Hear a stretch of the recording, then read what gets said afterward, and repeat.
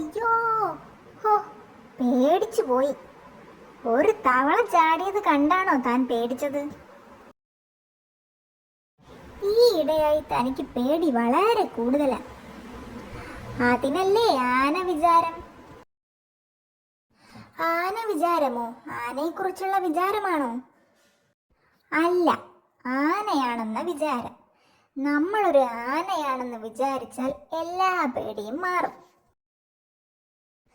സിംഹത്തെ കണ്ടാൽ പോലും നമുക്ക് പേടി തോന്നില്ല. നമ്മൾ ആനയല്ലേ, സിംഹം സൂക്ഷിച്ചേ പെരുമാറൂ. ആ വിചാരം സിംഹത്തിനും വേണ്ടേ?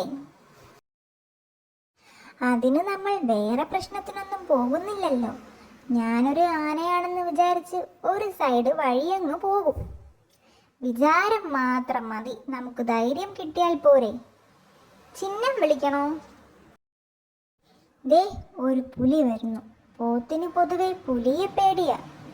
പക്ഷെ ഞാൻ ആന വിചാരം വിചാരിക്കും. ഞാൻ ആനയാണ്, ഞാൻ ആനയാണ്. കണ്ടോ, അതോടെ എനിക്കൊരു ധൈര്യം കിട്ടി. പുലി ദേ ആ വഴി പോയി. എന്റെ ഭാവം കണ്ടിട്ട. ഈ വിദ്യ കൊള്ളാം അല്ലേ സൂത്ര? ഞാനും ആന വിചാരം സ്റ്റാർട്ട് ചെയ്യാൻ പോകുന്നു. നിന്നെ ഞാൻ തുമ്പിക്കൈ കൊണ്ട് ചുഴറ്റി എറിയും. ഈ മരം ഞാൻ കുത്തി മറിക്കും. ആ എടോ, നല്ല പനമ്പട്ട എവിടെ കിട്ടും? നമ്മൾ ബന്ധുക്കളാ അല്ലേ? അയ്യോ, എന്ത് പറ്റിയടോ?